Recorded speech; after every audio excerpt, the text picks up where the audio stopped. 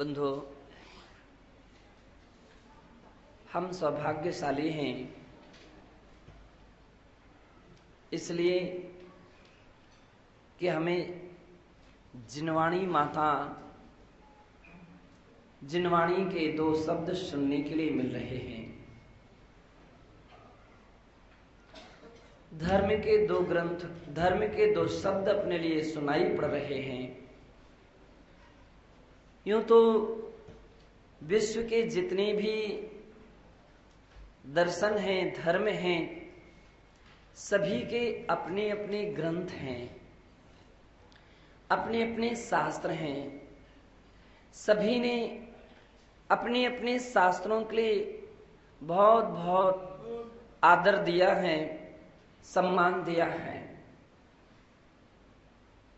हिंदू संप्रदाय में गीता को प्रधान माना जाता है,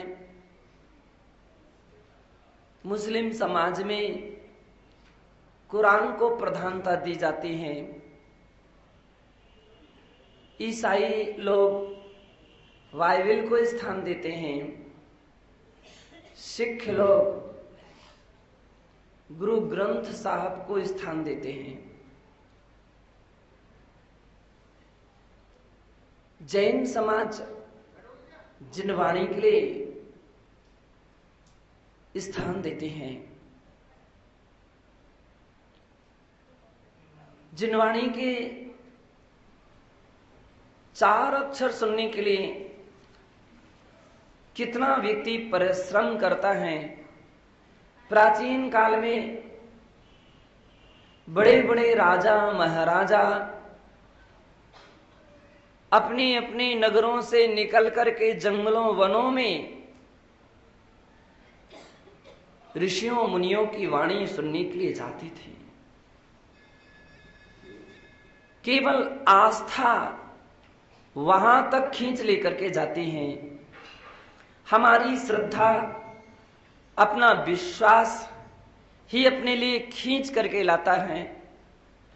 और जब वे 2 अक्षर भी अपने कान में पड़ते हैं तो बंदो मन गदगद हो जाता है, श्रद्धा का कमल खिल जाता है, आस्था के प्रतिशत और अधिक मात्रा में बढ़ जाते हैं। भक्ति और आराधना में अत्यंत निर्मलता आ जाती है। और बंधु, अनादि काल से जो तनावग्रस्त प्राणी हैं उसके लिए कुछ क्षण शांति और शीतलता मिलती है। अपने भविष्य को संभालने का, सुधारने का एक अवसर मिलता है, एक अवसर मिलता है। जब हम जिनवाणी को पढ़ते हैं तो मुझे लगता है कि हे मां, तू तो मेरी परमार्थ की एक ऐसी मां है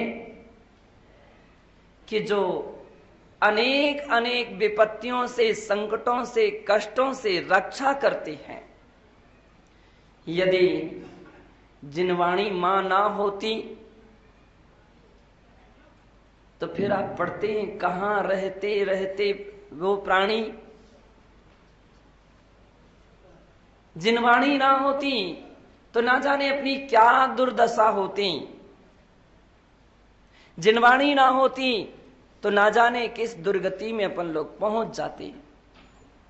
बड़ी कृपालु भगवंत रहे हैं जिन्होंने हमें हर गतियों के विषय में व्याख्यान के द्वारा समझाया है। और गायत्री नगर की यह चतुर्गति प्रवचन माला में अपन देख रहे हैं। कल अपन ने नरक गति के विषय में देखने का, सोचने का, समझने का प्रयत्न किया था। ये संभव है कि आपके लिए बहुत सारी बातें नई नई लगती हैं। सहसा पकड़ में नहीं आ पाती हैं, लेकिन प्रयास करते जाते हैं तो बहुत सारी बातें अपने दिमाग में, दिल दिमाग में बैठती हैं और अपने लिए सावधान करते हैं। यदि नरक गति से बचना चाहते तो कारण बतलाए थे, उनसे बचिए। आज का विषय तो मुख्य हमारा त्रयंच गति है, और त्रयंच गति का अर्थ होता है कि जहां पर जीव अपनी त्रयंच आयु के साथ जिंदगी पूर्ति करता है। ध्यान रखिए, त्रयंच गति अलग बात है और त्रयंच आयु एक अलग बात है। दोनों एक नहीं है। एक नाम कर्म की प्रकृति है और दूसरी आयु कर्म की प्रकृति है। त्रयंच गति नाम कर्म की प्रकृति है और त्रयंच आयु आयु कर्म की प्रकृति है। लेकिन आपको बड़ा आश्चर्य होगा, हमारे आचार्य लोग कितने दूरगामी होते हैं, कितनी दूर दृष्टा होते हैं, इतनी गहरी बातें खोजते हैं। कभी कभी मैं सोचता हूं कितना वो उनके दृष्टिकोण इस दिशा में पहुंचता है। भी लिखते हैं त्रयंच गति त्रयंच आयु, ना तो दोनों प्रकृति सर्वथा शुभ है ना अशुभ है, एक शुभ है और एक अशुभ है। अब आपको आश्चर्य हो रहा होगा, मन में प्रश्न खड़े हो रहे होंगे, क्या कह रहे हो? त्रयंच आयु और त्रयंच गति दोनों के साथ त्रयंच शब्द जुड़ा हुआ है, लेकिन फिर भी एक शुभ है और एक अशुभ है। बतलाएंगे कोई कौन शुभ हो सकती है और कौन अशुभ हो सकती है? त्रयंच गति शुभ नहीं है, त्रयंच गति शुभ नहीं है, अशुभ प्रकृति है। क्योंकि अगर आपसे पूछें क्या आप हाथी बनना चाहते हैं क्या? तुरंत नहीं। कुत्ता बनना चाहते हैं? नहीं। सुअर बनना चाहते हैं? नहीं, बिल्कुल नहीं। कीड़े बनना चाहते हैं? नहीं, बनना तो नहीं चाहता है। कोई भी जीव त्रयंच पर्याय को पसंद नहीं करता है। कोई नहीं जाना चाहता त्रयंच में, लेकिन पहुंच गया तो उससे निकलना भी नहीं चाहता है, उसको छोड़ना भी नहीं चाहता उस पर्याय को। हर प्राणी उससे बचने का प्रयास करता है।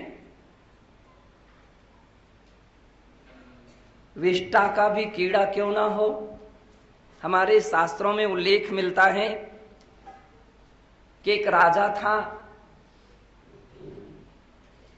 जिसके लिए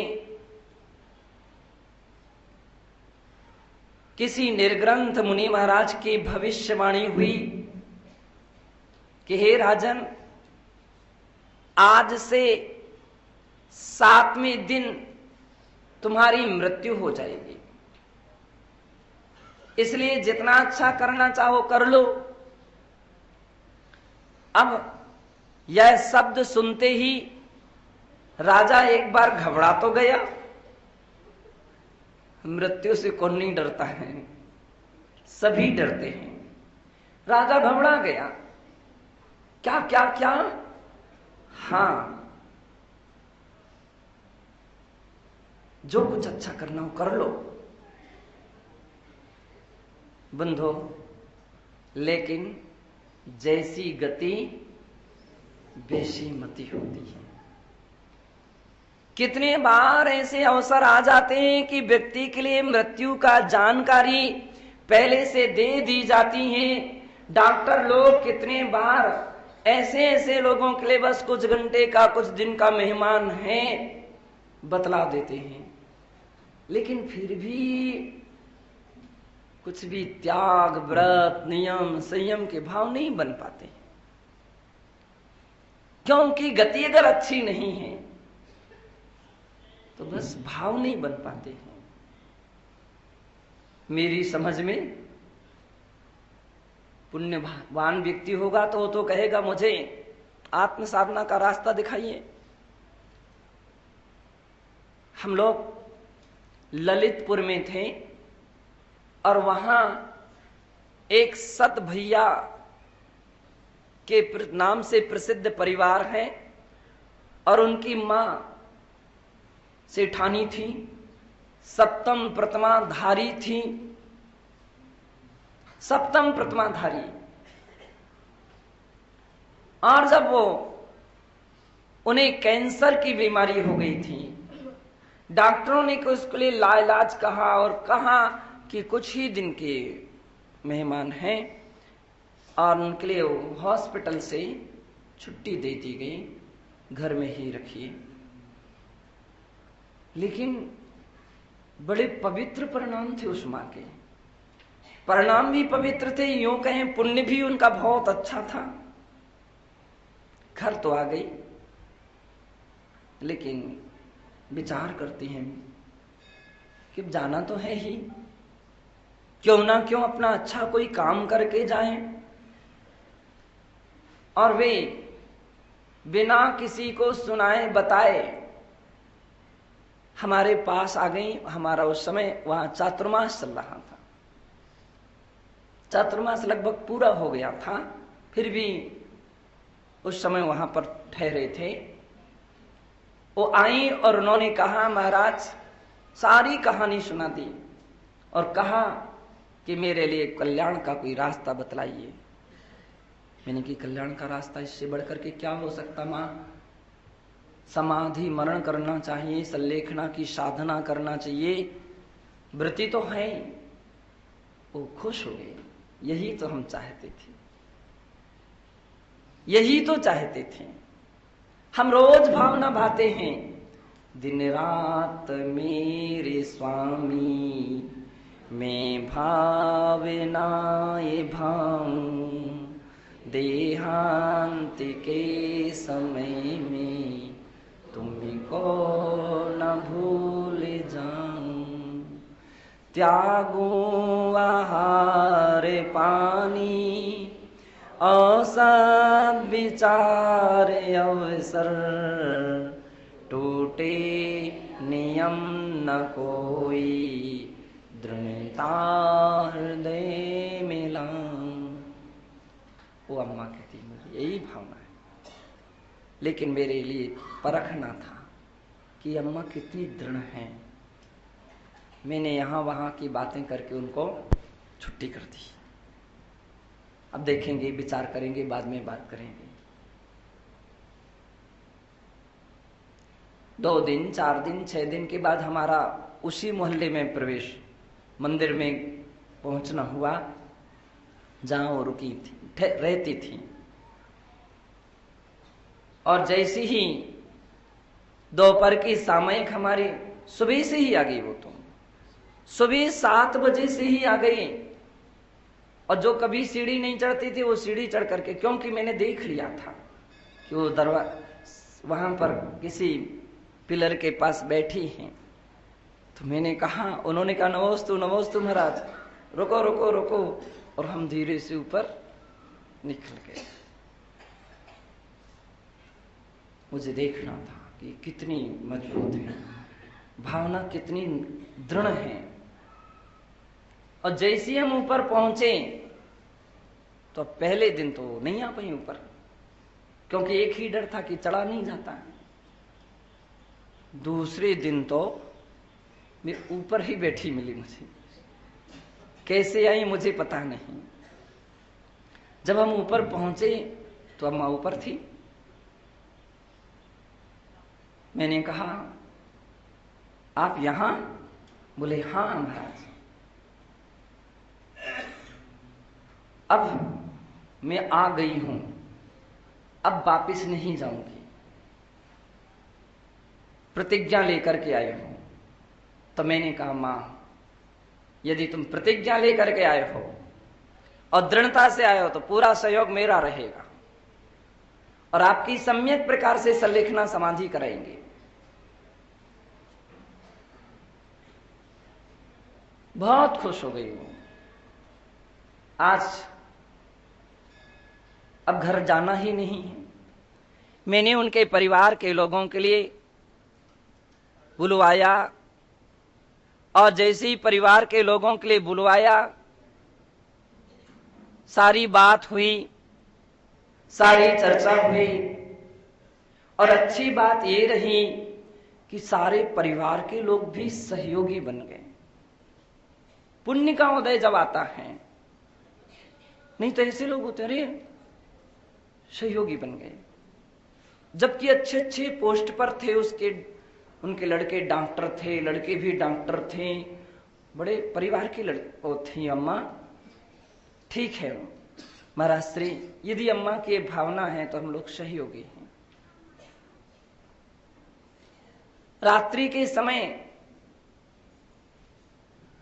तो खून की वो क्या रहता है, कोई फोड़ा रहता है, क्या रहता है, फूट गया। खून की इतनी उल्टी हुई, 2 बाल्टी कम से कम।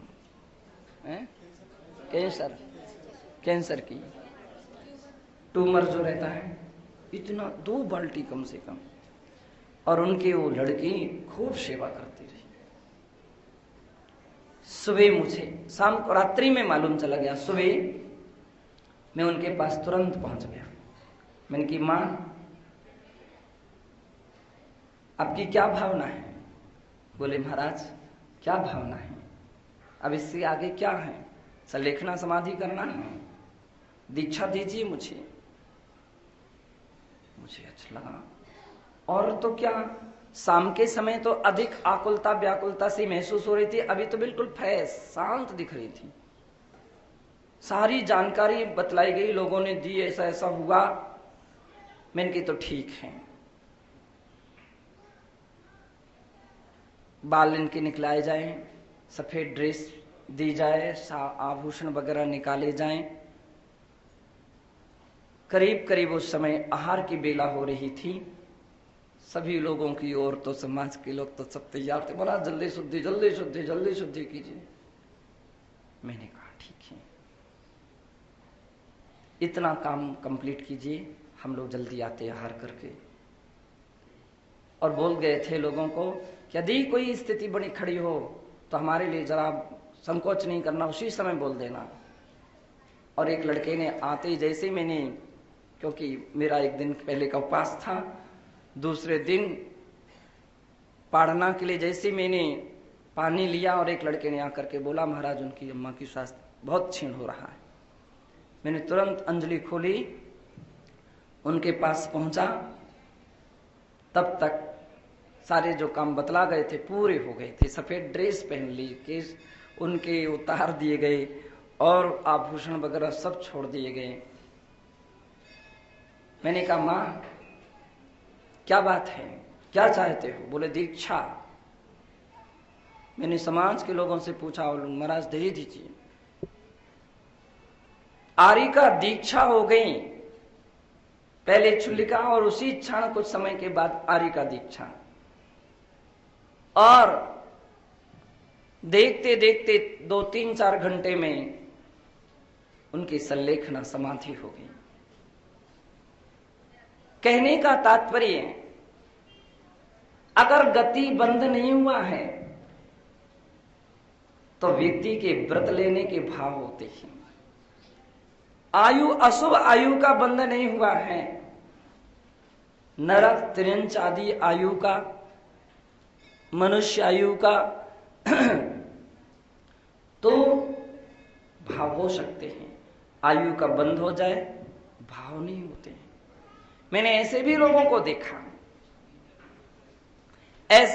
को देखा कि डॉक्टर ने मना कर दिया है और बिल्कुल श्वास उनकी बिल्कुल आखिरी उल्टी श्वास चल रही है और समझाया जा रहा है कि अम्मा कुछ तो त्याग करो, भैया कुछ तो त्याग कर दो, अब तो नियम ले लो, नमोकार मंत्र सुन लो। तो बोले अरे हमारा सिर दर्द कर रहा, नमोकार बंद करो,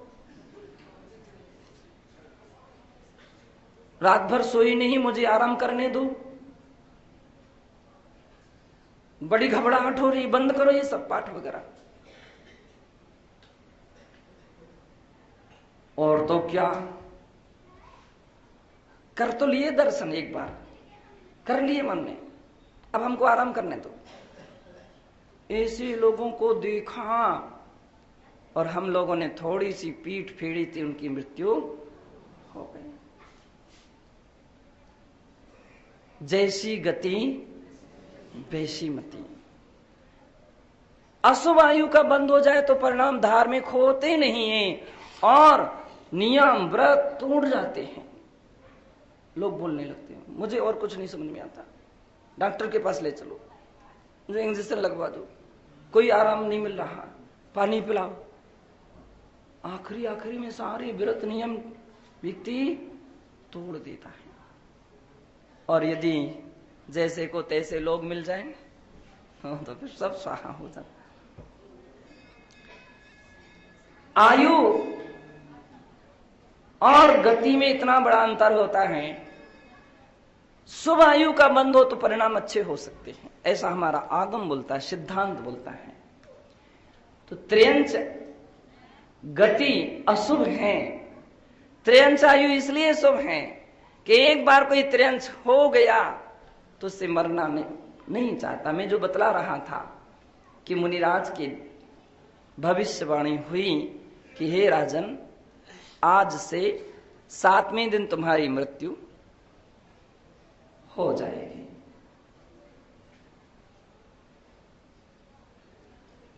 राजा को इतना तो विश्वास था, नान्यथा मुनि भाषणम, मुनियों के वचन अन्यथा नहीं होते। महाराज तो मेरी मृत्यु होगी तो ये तो बतला दो कि मैं किस गति में जाऊंगा, किस पर्याय में जाऊंगा। सबसे अधिक इच्छा होती है पूछने की, जानने की। महाराज ने कहा कि इसके विषय में मत पूछो, इसके विषय में मत पूछो। क्यों? हे राजन, तूने अपनी जिंदगी में अच्छे काम नहीं किए, धर्म कार्य नहीं किए, पाप कार्य किए हैं,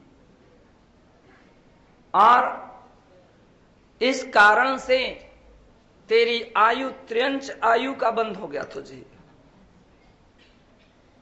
जीवन में 8 बंधापकर्ष काल आते हैं और उस क्षणों में एक बंधापकर्ष अंतर्मुहूर्त काल का होता है। उस क्षण में जैसे परिणाम हो व्यक्ति के, वैसी आयु का बंध हो जाता है।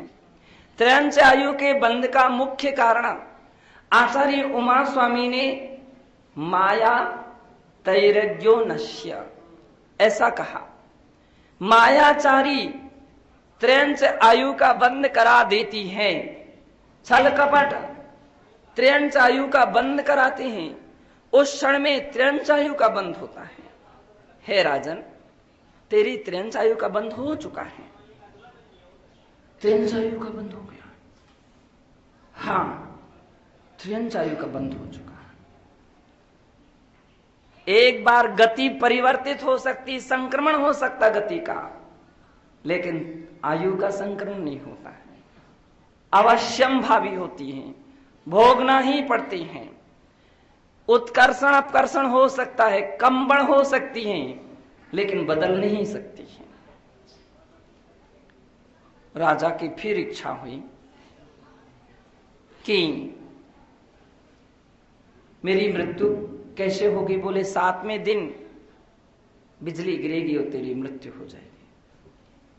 मैं मर करके त्र्यंच होऊंगा तो क्या बनूंगा, किस पर्याय में जाऊंगा उसकी इच्छा हुई। अब कोई भविष्य प्रवक्ता मुनिराज मिल जाए, औधिक ज्ञानी मना परिज्ञानी, तो फिर कथा चलती रहती है। वैसे ही व्यक्ति कथा सुनाने वाले मिल जाते हैं,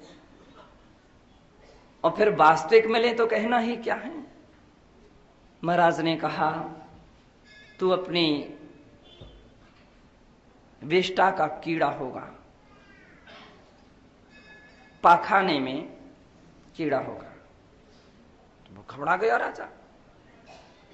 नहीं नहीं नहीं, मैं ऐसा नहीं होना चाहता हूं। महाराज ने कहा कि हे राजन, ये मैं थोड़ी कर रहा हूं तुझे, मैं थोड़ी कीड़ा बना रहा हूं, तुम्हारे कर्म से तू कीड़ा बनेगा। महाराज इतना कह करके चले गए।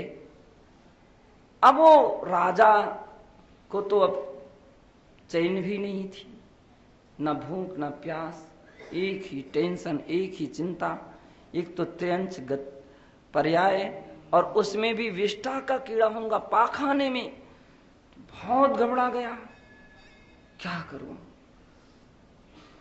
उसने एक दिन अपने बेटे को बुलाया और कहा, देख, महाराज के वचन कभी गलत नहीं होते। महाराज ने कहा है कि 7वें दिन मृत्यु होगी और अंत में जाकर के पाखाने में कीड़ा होगा।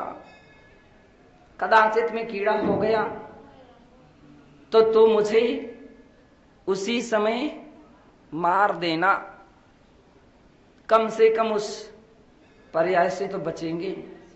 कैसे जिंदगी निकालेंगे उस पर्याय। बेटा आज्ञाशील था। बेटा ने कहा, जैसी आज्ञा। और 7वें दिन वास्तविकता में बिजली गिरी और राजा की मृत्यु हो गई। बेटा ने कहा, नान्यथा मुनि भाषणम, वचन बिल्कुल सत्य निकले। लेकिन पिताजी ये भी बोल गए थे कि पाखाने में विष्ठा में कीड़ा होगा, ये भी तो देखना चाहिए। वो जब देखने के लिए गया तो काला गुरबीला जो कीड़ा रहता है, गोली गोली सी बनाता रहता है, दिखा उसको। तो अब उसको याद आई कि पिताजी कह गए थे कि मुझे मार देना, मैं उस पर मैं नहीं रहना चाहता हूं। तो बेटे ने तुरंत ही बाण निकाला तरकश से, धनुष पर जैसी चढ़ाया तो कीड़ा अंदर छिप गया। अरे, पिताजी तो बोल गए थे कि मार देना, मैं उसमें नहीं रहूंगा, ये तो घुस गया उसके अंदर, छिप गया। क्या बात है, क्या पिताजी मरना नहीं चाहते हैं? क्या वो कीड़ा मरना नहीं चाहता है? थोड़ी इंतजारी करता, फिर कीड़ा ऊपर आता और जैसे ही देखता फिर वो तुरंत निशाना लगाता, फिर वो अंदर घुस जाता। उसको समझ में नहीं आया। वो बेटा तुरंत महाराज के पास पहुंचा जिन्होंने भविष्यवाणी की थी, सारी बात सुनाई। महाराज ने कहा, बेटा, गति अशुभ होती, आयु अशुभ नहीं होती। कीड़ा तो हो गया, फिर भी नहीं मरना चाहता है, हर तरह से बचने का प्रयास करता है। हर जीव की त्रियंच पर्याय की ऐसी ही अवस्था होती। किसी भी अवस्था को क्यों ना प्राप्त हो जाए, फिर भी त्रियंच मरना नहीं चाहता है, वो आयु को नहीं छोड़ना चाहता है। इसलिए आयु तो शुभ है, गति अशुभ है।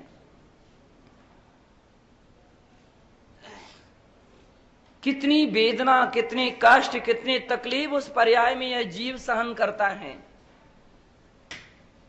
जिसके विषय में कहा गया है। आचार्य सिद्धांत चक्रवर्ती श्री नेमीचंद्र महाराज गौमटसार जीव कांड की 148वीं गाथा में कहते हैं, तिरयन्ति कुटिल भावम सुवियल सन्नानि गिट्ट मन्नाना अच्चंत पाव बहुला तम्मा तेरच्छिया भणिया।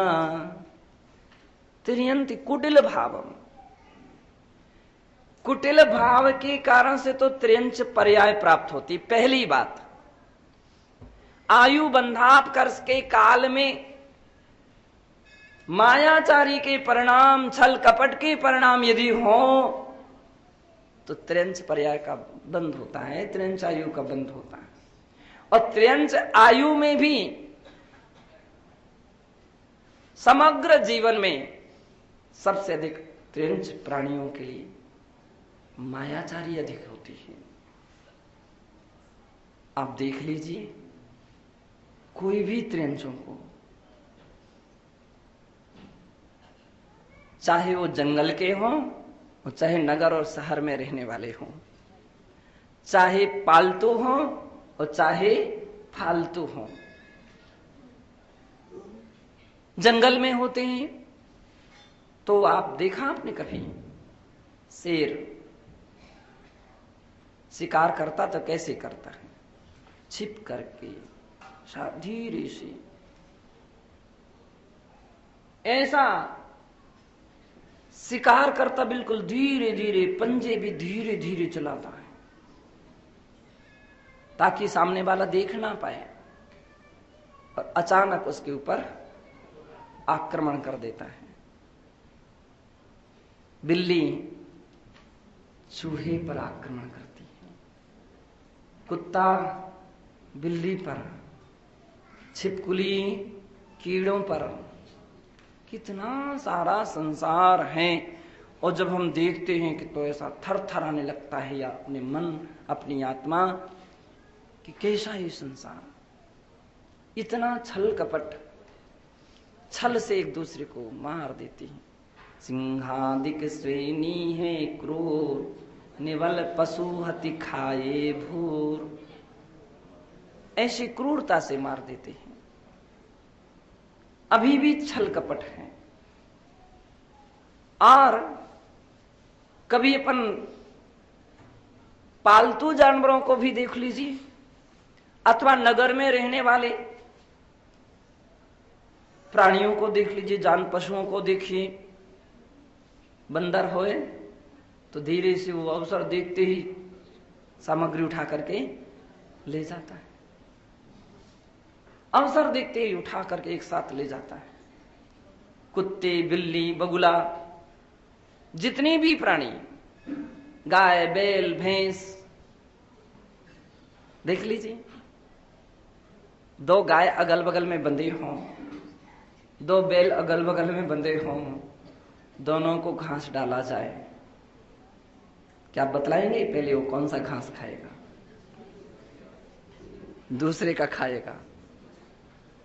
अगर शक्तिशाली है तो दूसरे को एकदम साइड में कर देगा और उसका घास खाएगा, फिर अपना घास खाएगा। कुत्ते को रोटी डालो, 2-3 कुत्ते हों तो उसके पास जो रोटी पड़ी है उसको बाद में उठाएगा। पहले अगर कोई कुत्ता आ रहा हो उसको पहले भगाएगा वो। बंदर के लिए दाने डालो, दूसरे बंदरों के लिए वो पहले भगाएगा और उसकी एरिया का पहले खाएगा, फिर अपना खाएगा। छल कपट से त्रियंच आयु का बंध होता है, और आप लोग भी ध्यान रख लीजिए। त्रियंच पर्याय का छल से होता है, और छल से ही स्त्री पर्याय का भी बंध होता है। मनुष्य आयु का तो बंद कर लिया आपने। अल्पारंभ परिग्रहत्व मानुष्य, आने वाला दिन है अपन बतलाएंगे। थोड़ा आरंभ परिग्रह रखा होगा तो मनुष्य आयु का बंध हुआ, लेकिन उसके साथ साथ छल कपट रहा तो स्त्री पर्याय। पूज्य आचार्य कुंद कुंद देव ने प्रवचन सार में कहा, मायाचारो विथीणम, स्त्रियों तो मायाचारी से स्त्री पर्याय प्राप्त होती हैं। और आप देख लीजिए, स्त्रियों में भी सर्वाधिक मायाचारी पाई जाती है, छल कपट पाया ही जाता है। कितना भी वो अच्छी से अच्छे, ऊंचे से ऊंचे दर्जे पर पहुंच जाए, लेकिन कहीं ना कहीं घुमाव तो रहेगा ही। भली पगड़ी की तरह मोड़ ना रहें, लेकिन एकाध मोड़ तो आ ही जाता है। सुपार्श्वमती माता जी ने एक बार पूज्य गुरुदेव विमल सागर जी महाराज से कहा था कि आखिर में ऐसा क्यों होता। महाराज ने कहा पर्याय का दोष है, पर्याय का दोष है। पहले किया था वो संस्कार हैं, वो बने हुए हैं। मायाजारी से त्र्यंच पर्याय होती है, त्र्यंच पर्याय में कुटिलता नियम से बनी रहती हैं। साथ ही सुवील संज्ञा, संज्ञा आहार आदि जो संज्ञाएं हैं, आहार, भय, मैथुन, परिग्रह, ये 4 प्रकार की संज्ञाएं होती हैं। चारों संज्ञाएं त्रियंचों में अधिक मात्रा में पाई जाती हैं। आप देख लीजिए, मनुष्य का तो एक बार पेट भर जाता, त्रियंचों का बिल्कुल नहीं भर पाता है। जब देखो खाते ही खाते मिलेंगे, दिन भर खाते हैं। बकरी को देख लो, चाहे गाय बैल भैंस को देख लो, आप जितना भी डालते जाओगे वो खाते हुए रहेंगे। इतनी आधार संज्ञा रहती है, इतना भय सहम जाते, थोड़ा सी कुछ आहट पाते, थोड़े सी कुछ सहम जाते हैं। भय संज्ञा, परिग्रह संज्ञा त्रियंचों में सबसे अधिक रहती है। बतलाते हैं चूहे के बिलों में, अभी कुछ समय पहले अखबार में आया था, किसी चूहे के बिल में 25-30 किलो मूंगफली निकली है। और तो क्या, एक बार ये भी मिला था समाचार कि चूहे के बिलों में रुपयों के नोट निकले। मिर्ची निकली। क्यों? पहले कोई लोभी सेठ होगा, पैसे जमा जमा करके रखता रहा, तो संस्कार उसको बाद में कम भी आए तो रुपया भी उसने एकत्रित कर लिया। सफेद आंकड़ा होता है, लोग बोलते हैं कि उसके नीचे धन जरूर रहता है, और साहित्य यूं कहता है कि उसकी जड़ें स्वर्ण आदि की ओर अधिक जाती हैं, जहां धन रहता है, और वहां जाकर के उसको एकत्रित करती है और लपेट करके अपने पास तक ले आती है। ऐसी संज्ञा है। जबकि उसको सोने से क्या, खाने की वस्तु तो है नहीं, संज्ञा है परिग्रह संज्ञा। परिग्रह संज्ञा अपेक्षा नहीं रखती कि उपयोग में है कि नहीं है, काम में आएगा नहीं आएगा। संग्रह के भाव होते, लाते रहो, रखो, कोई देख ना ले, कोई ले ना ले, कोई उठा ना ले जाए। कुछ लोगों की तो ऐसी आदत होती, फटे पुरानी सामग्री, कपड़े मपड़े, कागज, रस्सी मस्सी के टुकड़े, सब पॉलीथीन वगैरह जो कुछ भी सब रखते रहते हैं, चुंबक की तरह खींच करके रख लेते हैं। सुरील संज्ञा, ऐसी उनकी संज्ञाएं रहती हैं। अत्यंत पाप बहुला, अत्यंत पाप में बहुल होते, कहां उनको दया। हाँ, कोई बिरला सम्यक दृष्टि त्रियंच हो, द्वितीय प्रत्यंश हो, तो उसके अंदर में करुणा भाव भी होते हैं। ऐसा भी संभव है कि त्रियंच की भी रक्षा कर लेता है, लेकिन बिरले ऐसे उदाहरण मिलेंगे तीर्थंकर भगवान के समोसरण में, या उन जैसे महापुरुष कहीं अगल बगल से निकलते तो उनकी आभा का ही प्रभाव समझें कि गाय और शेर एक साथ एक घाट पर पानी पीने लग जाए, गाय का बछड़ा शेरनी का और शेरनी का बच्चा गाय का दूध पीने लग जाए। बहुत कम मिलते, लेकिन हाँ मिलते हैं, मिलते तो हैं। अभी एक बार समाचार में ये देख रहे थे कि उसमें आया एक बंदर और एक कुत्ता आराम से खेल रहा है।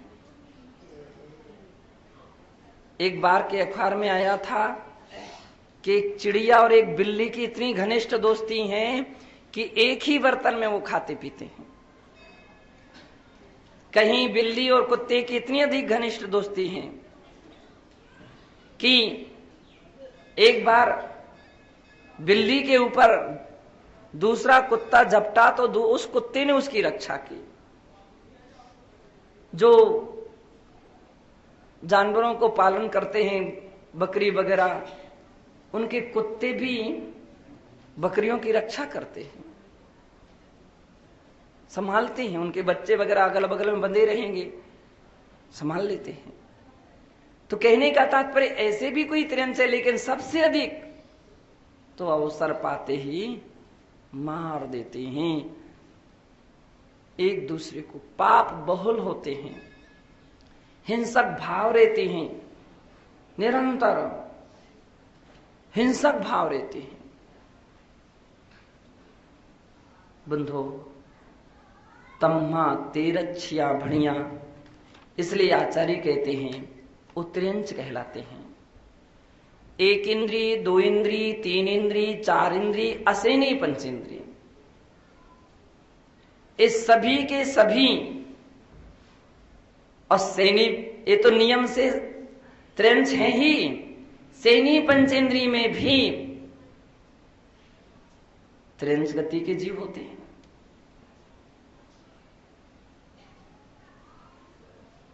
और सबसे बड़ी बात यह है कि यह दूसरों की कहानी नहीं, अपनी आत्मा, अपना जीव भी इस पर्यायों में घूम घूम करके आया है।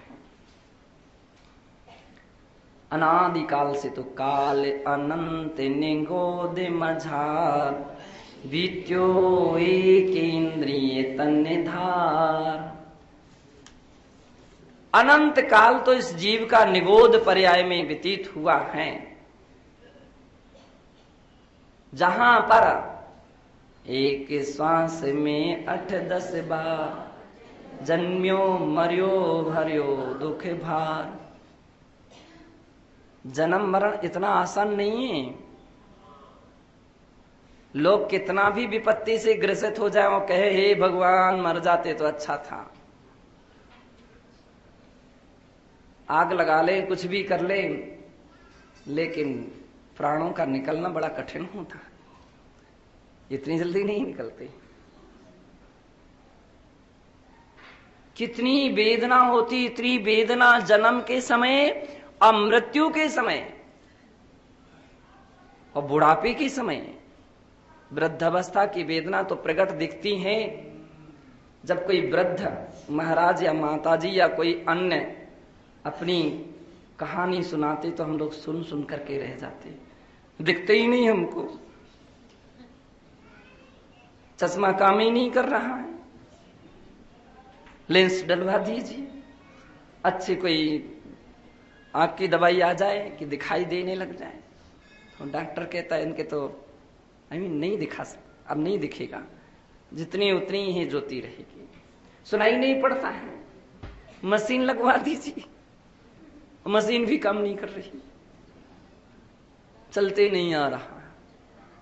दांत, हमारे दांत जो हिलने लगे हैं वो तो हिलेंगे ही, टूट गए हैं न टूटेंगे ही। कुछ चबाते नहीं आ रहा है, और चबाते आ जाए तो पचता नहीं है।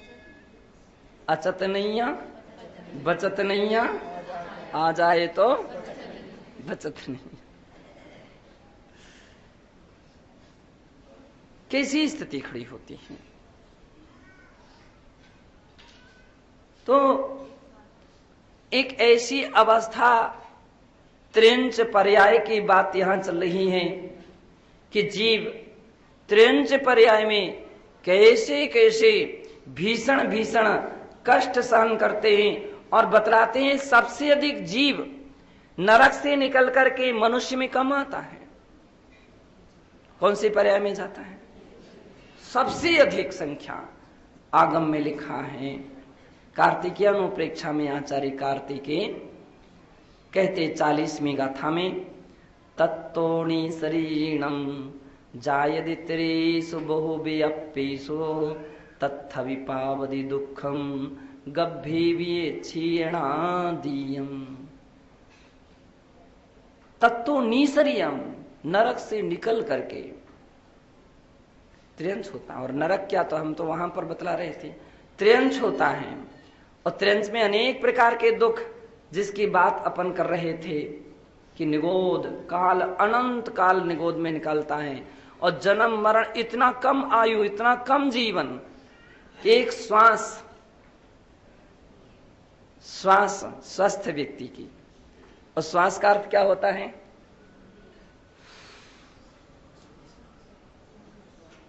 ये जो प्राणायु ली है, ऑक्सीजन लिया है, उच्छ्वास है, और छोड़ दिया वो निश्वास, उच्छ्वास है, अपान वायु है। केवल लेने के समय में जितना समय लगा, और ये तो हमने बहुत लंबी सांस ले ली, सहज जो श्वास होती है, उतने काल में निगोदिया जीव का 18 बार जन्म और 18 बार मृत्यु हो जाती है। एक श्वास में 8-10 बार जन्मियो मरियो भरियो दुखवा। जब अपन देखते हैं कि इसी जन्म मरण के समय वेदना होती है, और जल चढ़ाते समय आप लोग एक ही प्रार्थना करते हैं, जन्म जरा मृत्यु विनाशनाय जलम निर्वपामि। चूंकि अब चढ़ाते रहते इसलिए बहुत से लोगों को खाली रटा हुआ है, लेकिन ये क्यों बोल रहे हैं इस भी तो कभी सोचना चाहिए। जन्म की बहुत गहन वेदना होती है, जन्म की वेदना असह्य वेदना होती है, और मृत्यु की वेदना भी असह्य वेदना होती है। और ऐसी असह्य वेदना जीव, निगोदिया जीव श्वास के एक श्वास में 18 बार जन्म मरण कर ले, तो मुझको तो लगता है कि वो तो वेदना में ही पूरा काल हो गया। और ऐसा निगोद पर्याय में जीव ने अनंत काल व्यतीत किया है। कभी कर्म का विपाक हल्का हुआ तो बंधो क्या हुआ? निकसि भूमि जल पावक भयो, पवन प्रत्येक बनस्पति थयो। कोई ऐसा कर्म का विपाक कम हुआ, वहां तो पुण्य का अवसर ही नहीं है। अभी नहीं कह सकते कि उसका पुण्य का उदय होगा, पुण्य करेगा कुछ, वो क्या पुण्य करेगा?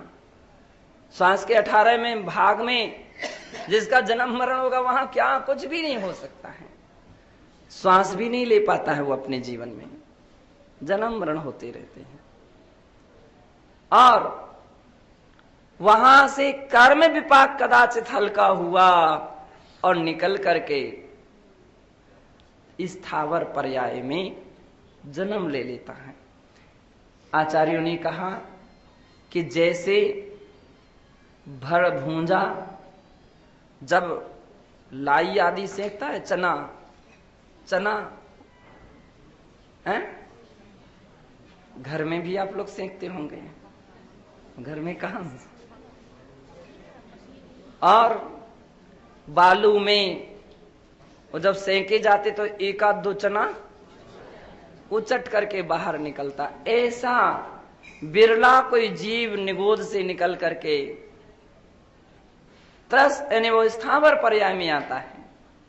निकस भूमि, पृथ्वी का एक हो गया, और पृथ्वी का एक की सोच लो, कोई खोद रहा है, कोई जला रहा है, कोई हल से जोत रहा है, कोई खारा पानी डाल रहा, कोई ठंडा पानी डाल रहा, कोई गर्म पानी डाल रहा, क्या क्या स्थितियां खड़ी हैं। अब वो तो कुछ भी नहीं हिलडुल सकता है।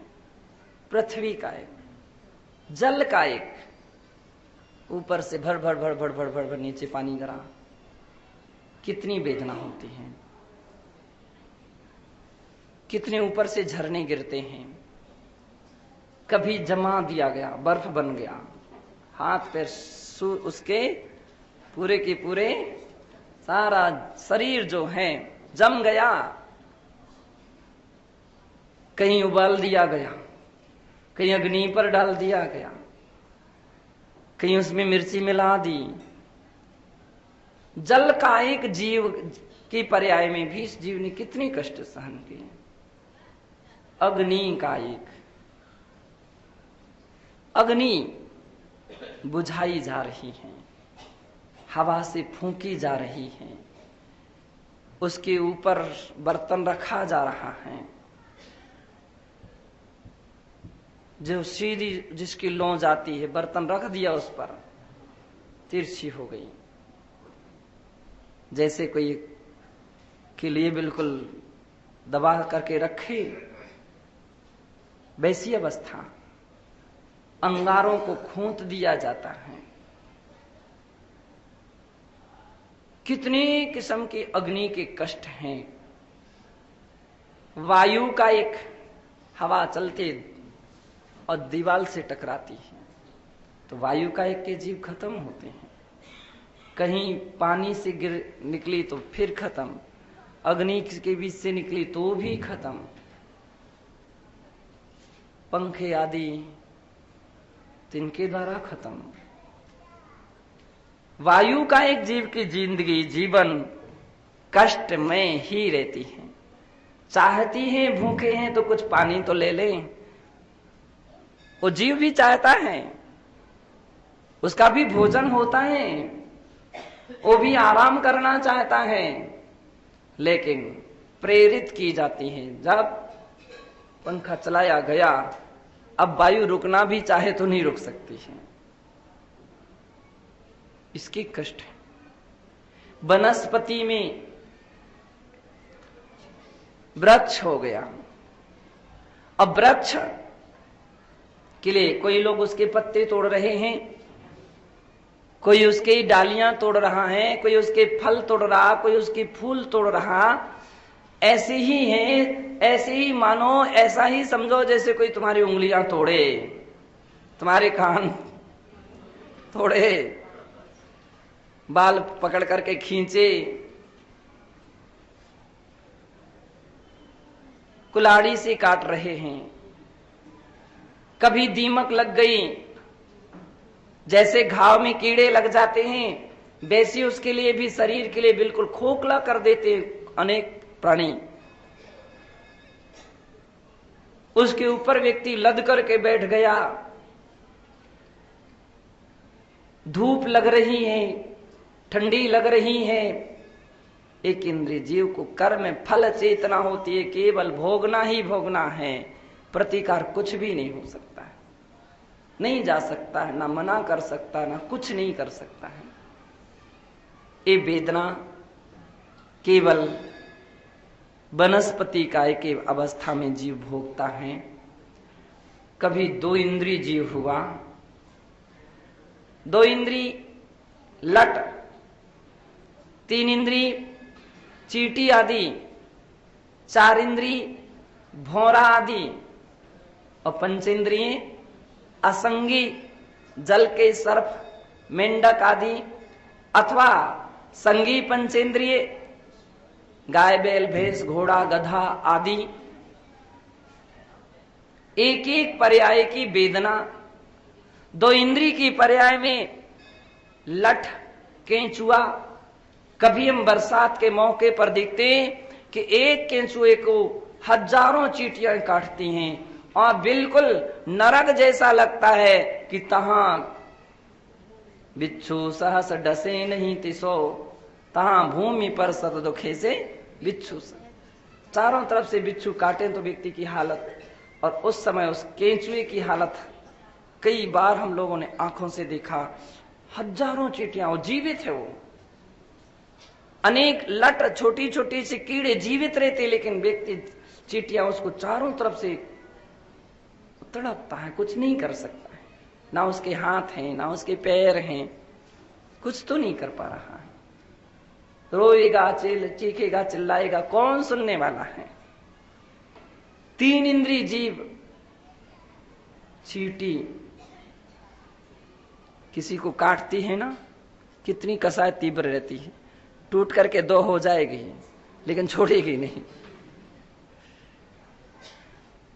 बड़े चींटी चींटी को पकड़ते हैं। भौरा भौरा हो गया, पतंगे हो गए, तो लाइट में लग लग करके कभी बरसात के मौके पर अपन देखते हैं हजारों लाखों लाइट के नीचे पड़े मिलते हैं। चार इंद्रिय की वेदना है। पंचेंद्रिय जीव असेनी मेंढकों को देख लीजिए, सेनी पंचेंद्रिय, सिंहादिक स्वेनी है क्रूर, निवल पशु हति खाए भूर। और आचार्य लिखते हैं त्रये ही खज्ज माणो, दुष्ट मनुष्य ही हम माणोवी, सवत्थ विसंतठो भय दुखम विसह दे भीमे। त्र्यंच त्र्यंच को खा रहा है, मार रहा है, सता रहा है। दुष्ट मनुष्य ही हम मानो, दुष्ट मनुष्य भी कितने सारे लोग होते हैं। मनुष्य ही तो सबसे अधिक प्राणी की हिंसा कर रहा है। कभी मछली वाले मछली को मार रहे, कोई कसाई बकरी को मार रहा, और कोई पशु वधशाला में देख लो तो हजारों प्राणी एक साथ यांत्रिक कत्ल खानों के द्वारा मारे जा रहे हैं। हम मारो भी मारे जा रहे हैं। सवत्थ विसंतठो, जहां जाते हैं वहां पीटे जाते, वहां मारे जाते। आवारा गाय बैल भैंस कभी अपन देखते हैं, जिसकी दुकान जिसकी वस्तु पर पहुंचते हैं तो कोई एक लट्ठी फटकारता है, मारते हैं। अण्णोलम खज्जंता तिरिया पावंति दारुणम दुखम, मायावी जथ भक्खदी अण्णो भी तथ्य सक रखे दी। कह रहे हैं माता ही जहां खाने लग जाए, कौन? सर्पिणी बच्चों को जन्म देती हो वहां खाती जाती है, इतनी भूख लगती है उसको। कुत्ती सुकरी जन्म देती हो, मारती जाती, खाती जाती हैं। जहां कहा जाता कि मां बेटा तो पुत्र तो कुपुत्र हो सकता है, माता कुमाता नहीं हो सकती, लेकिन आज की माता भी कुमाता हो रही हैं। कुमाता वो कुमाता है जो गर्भ गिरवाती हैं, भ्रूण हत्या करवाती हैं। वो मां कहलाने के लायक नहीं है। मां के नाम पर तो एक कलंक है, कलंक। वो लोग आहार देने के पात्र नहीं रहते हैं। एक कोई व्यक्ति मनुष्य की हत्या कर दे तो हत्यारा कहा जाता है, और कलंकी हो जाता है। कभी उसके लिए आहार आदि नहीं दे सकता है, जाति से बहिष्कृत कर दिया जाता है। इतना उसके लिए इस लोक में दंड होता और परलोक की अलग बात है। और जो भ्रूण हत्या करा रहे हैं, करवाते हैं, करने के लिए सलाह अनुमोदना देते हैं, वे भी तो उसी प्रकार की सजा के पात्र हैं। ये बात अलग है कि किसी को पता नहीं रहता। आप तो आते हो मन शुद्धि, वचन शुद्धि, काय शुद्धि, हर जल शुद्धि। महाराज को क्या मालूम, ना वो दिज्ञानी है न हमारा प्रज्ञानी है, विश्वास पर ले लेती। आगम कहता नहीं ले सकते, पात्र नहीं बन सकते, भगवान की पूजा के अधिकारी नहीं है, पंचकल्याणक आदि के पात्र नहीं बन सकते वो लोग। तो कभी माता को कुमाता नहीं होना चाहिए। आचार्य महाराज यहाँ त्र्यंचों की बात कर रहे हैं कि वह जो त्र्यंच पर्याय में है वहां क्या होता है, माया भी जथ भक्ख दी, माता भी जहां भक्षण करती है। अण्णो भी तथ्य रखी दी, तो दूसरा कौन रक्षा करेगा, कौन रक्षक है। एक दूसरे को खाते हैं, मारते हैं, पीटते हैं। और बद बंधन आदि के दुख सह्यो, मरत बिलाप करत दुख सह्यो, कोटि जीवते, क्या बोले,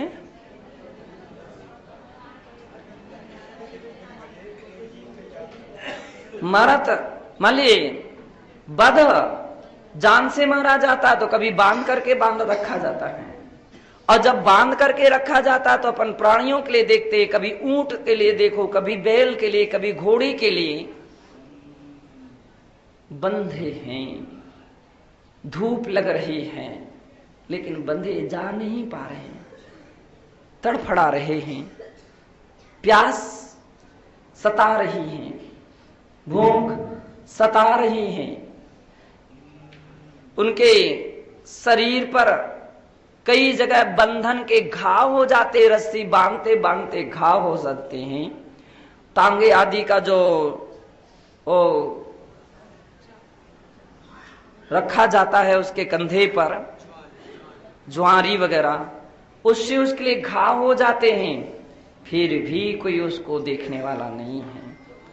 डेली डेली उसी पर फिर से दूसरे दिन रखा जाता है, और वजन रखा जाता है, जबरदस्ती चलाया जाता है, नहीं चलते आता तो चामकोड़ा मारे जाते हैं, उसको पिटाई की जाती है। कैसी वेदना है। और अपन कहता है कि हे जीव, तूने कौन सा ऐसा कर्म किया है, क्यों ऐसा कर्म किया है। जब दूसरे को देख ऐसा लगता तूने ऐसा कौन सा कर्म किया।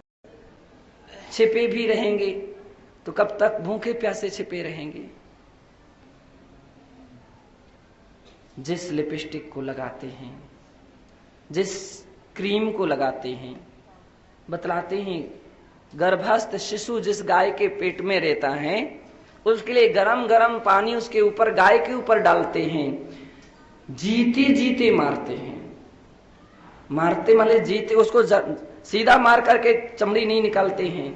बतलाते हैं अन्यथा कुरुम का पावर नहीं आ पाएगा, चमड़ी कठोर हो जाएगी। जीते जीते उसके ऊपर उबलता हुआ पानी डाला जाता है, तड़पती है, चिल्लाती है, और जैसी जैसी वो उबलता पानी डालता शरीर धीरे धीरे चमड़ी सूजती है, रक्त प्रवाह उसमें सब जगह फैल जाता है। और ऐसी गाय के लिए फिर भी चमड़ी, बड़े बड़े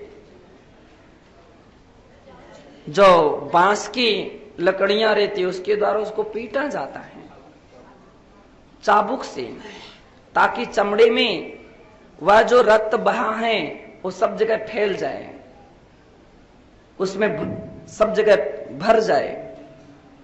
पीटा जाता है, उसकी नरमता बनी रहे, और अंत में जाकर के प्रायः प्राणी तो उसी समय दम तोड़ देते हैं। जो उसके उदर से निकला हुआ बछड़ा वो भी मृत्यु को प्राप्त हो जाता, और नहीं हुई होता तो मार देते हैं। आप पर्स रखते हैं ना, बड़े शौक से रखते हैं चमड़े के। कोई प्राणी, पंचेंद्रिय पशु, और एक साथ 2 की हत्या हुई है उस पर्स की पूर्ति के लिए, बेल्ट के लिए। जिस क्रीम को लगाते हैं, कितने प्रकार के प्राणियों की चर्बी निकाली जाती है, और उसके साथ साथ परीक्षण के द्वारा उनको मारा जाता है। लिपस्टिक लगाने वाला व्यक्ति तो मांस का त्यागी नहीं कहलाएगा। नेल पॉलिश मांस का त्यागी नहीं कहलाएगा, मुख में जा रहा है। अपन तो आलू प्याज और रात्रि भोजन के त्याग की बात कर रहे हैं, वहां तो साक्षात, और बड़े लोगों को बड़ी खुशी हो रही है जबकि बड़ी शर्म आना चाहिए कि हम कैसे लगा करके जाएंगे, कोई लोग क्या सोचेगा, क्या कहेगा। और बड़े शौक से व्यक्ति जा रहा है पार्टियों में। तो कहने का तात्पर्य है कि अपने जीवन में एक दया भाव होना चाहिए, जीवन में करुणा भाव होना चाहिए, और ऐसी कुटिलता से त्रंश जैसी अवस्था का जिससे आश्रय होता है, बंद होता है, बंधो हम इस प्रकार की अवस्थाओं से बचने का प्रयत्न करें तो आप त्र्यंच गति की वेदना से बच सकते हैं। जीवन को अच्छे संस्कारों से, अच्छे गुणों से, अच्छे धर्म से आप संस्कारित करें कि जिससे भविष्य में त्र्यंच पर्याय की वेदना ना उठानी पड़े, त्र्यंच पर्याय को प्राप्त ना होना पड़े, त्र्यंच आयु का बंध ना हो, त्र्यंच गति में ना जाना पड़े। ऐसे लिए अच्छे सम्यक पुरुषार्थ कीजिए, भगवत भक्ति कीजिए, देव दर्शन कीजिए, गुरुओं की दर्शन सेवा कीजिए, व्रत नियम संयम का पालन कीजिए, दीन दुखी जीवों के दुखों को दूर करने का प्रयत्न कीजिए। छिपे भी रहेंगे तो कब तक भूखे प्यासे छिपे रहेंगे। जिस लिपस्टिक को लगाते हैं, जिस क्रीम को लगाते हैं, बतलाते हैं गर्भस्थ शिशु जिस गाय के पेट में रहता है उसके लिए गरम गरम पानी उसके ऊपर, गाय के ऊपर डालते हैं, जीते जीते मारते हैं। मारते माले जीते, उसको सीधा मार करके चमड़ी नहीं निकालते हैं। बतलाते हैं अन्यथा कुरुम का पावर नहीं आ पाएगा, चमड़ी कठोर हो जाएगी। जीते जीते उसके ऊपर उबलता हुआ पानी डाला जाता है, तड़पती है, चिल्लाती है, और जैसे जैसे वो उबलता पानी डालता शरीर धीरे धीरे चमड़ी सूजती है, रक्त प्रवाह उसमें सब जगह फैल जाता है। और ऐसी गाय के लिए फिर भी चमड़ी और बड़े बड़े जो बांस की लकड़ियां रहती है उसके द्वारा उसको पीटा जाता है चाबुक से, ताकि चमड़े में वह जो रक्त बहा है वो सब जगह फैल जाए, उसमें सब जगह भर जाए। पीटा जाता है, उसकी नरमता बनी रहे, और अंत में जाकर के प्रायः प्राणी तो उसी समय दम तोड़ देते हैं। जो उसके उदर से निकला हुआ बछड़ा वो भी मृत्यु को प्राप्त हो जाता, और नहीं हुई होता तो मार देते हैं। आप पर्स रखते हैं ना, बड़े शौक से रखते हैं चमड़े के, वही प्राणी पंचेंद्रिय पशु, और एक साथ 2 की हत्या हुई है उस पर्स की पूर्ति के लिए, बेल्ट के लिए। जिस क्रीम को लगाते हैं, कितने प्रकार के प्राणियों की चर्बी निकाली जाती है, और उसके साथ साथ परीक्षण के द्वारा उनको मारा जाता है। लिपस्टिक लगाने वाला व्यक्ति तो मांस का त्यागी नहीं कहलाएगा। नेल पॉलिश मांस का त्यागी नहीं कहलाएगा, मुख में जा रहा है। अपन तो आलू प्याज और रात्रि भोजन के त्याग की बात कर रहे हैं, वहां तो साक्षात और बड़े लोगों को बड़ी खुशी हो रही है, जबकि बड़ी शर्म आना चाहिए कि हम कैसे लगा करके जाएंगे, कोई लोग क्या सोचेगा, क्या कहेगा। और बड़े शौक से व्यक्ति जा रहा है पार्टियों में। तो कहने का तात्पर्य है कि अपने जीवन में एक दया भाव होना चाहिए, जीवन में करुणा भाव होना चाहिए, और ऐसी कुटिलता से त्रंश जैसी अवस्था का जिससे आश्रय होता है, बंद होता है, बंधो हम इस प्रकार की अवस्थाओं से बचने का प्रयत्न करें तो आप त्र्यंच गति की वेदना से बच सकते हैं। जीवन को अच्छे संस्कारों से, अच्छे गुणों से, अच्छे धर्म से आप संस्कारित करें कि जिससे भविष्य में त्र्यंच पर्याय की वेदना ना उठानी पड़े, त्र्यंच पर्याय को प्राप्त ना होना पड़े, त्र्यंच आयु का बंध ना हो, त्र्यंच गति में ना जाना पड़े। ऐसे लिए अच्छे सम्यक पुरुषार्थ कीजिए, भगवत भक्ति कीजिए, देव दर्शन कीजिए, गुरुओं की दर्शन सेवा कीजिए, व्रत नियम संयम का पालन कीजिए, दीन दुखी जीवों